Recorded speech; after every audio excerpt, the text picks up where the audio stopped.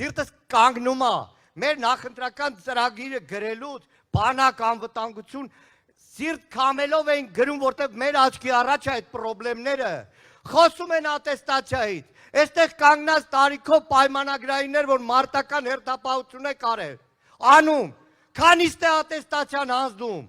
չեմ ասում շտաբի սպան, որ ոչ մարտական հերթապահության է գնում, ոչ բանանում, մինչև ժամը 6-ը